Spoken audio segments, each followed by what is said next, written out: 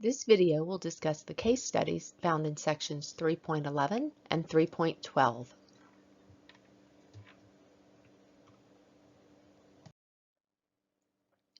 In this case study, we will consider the problem of writing a program that determines if a given year is a leap year. We will prompt the user to enter an integer value representing the year. The program will use the formula shown on the slide to determine if the year is a leap year. Finally, the program will display the result to the user. Consider the code in listing 3.7 in your textbook.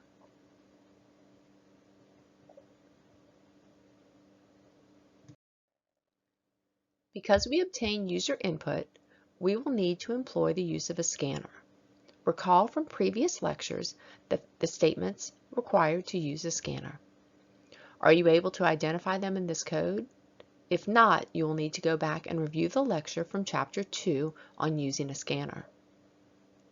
With our scanner imported and created, we prompt the user in line 7 to enter a year, and on line 8 we read that value into an integer variable named year.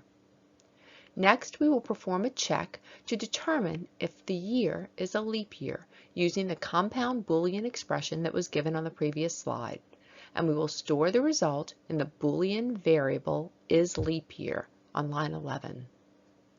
Finally, we output the result to the user and close the scanner.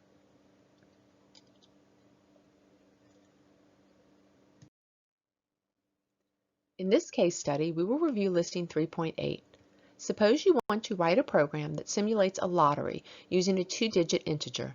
We will prompt the user to enter a 2-digit number as their guess and generate a random 2-digit integer as the winning lottery number. We then must determine if the user wins or loses. Additionally, we will define 3 levels of win. If the user guesses the number exactly, they receive $10,000. If the user guesses both digits correctly but they are in the wrong order, they receive $3,000. And finally, if the user matches a single digit in the lottery, they receive $1,000. A simple preliminary analysis will reveal that we need to employ a scanner for user input, math.random to generate the lottery number, and a way to parse the lottery number into single digits, which will use the technique similar to the one we learned in programming exercise 2.6.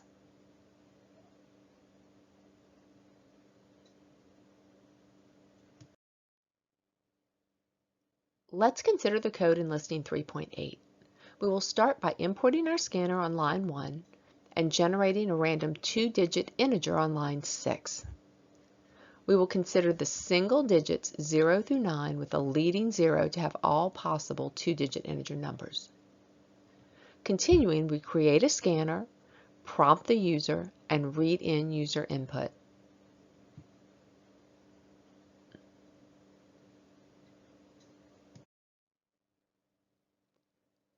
At this point, we must determine the single digits of both the lottery number and the user's guess.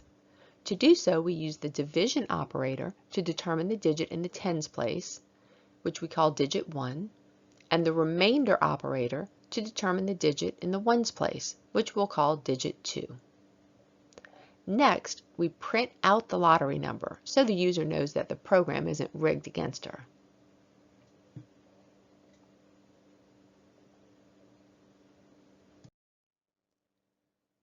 Now it is time to check the guess against the lottery number and determine winnings. We use a multi-way if-else statement to do just that. In the first case, we check for an exact match using the logical equivalence. If that is not the case, we continue the process to test if the user has guessed the numbers correctly, but they are in reverse order. Notice the use of the compound Boolean expression using the double ampersand. Remember, for this to be true, both of the Boolean expressions on either side of the double ampersand must evaluate to true. Continuing on, if neither of those conditions evaluate to true, we test to determine if they guessed one digit correctly. Again, notice the compound Boolean expression, this time using the double bar to indicate logical disjunction. The compound Boolean expression in this case will evaluate to true if any one of the Boolean expressions are true. Finally, if all possible winning cases evaluate to false, we inform the user that there is no match.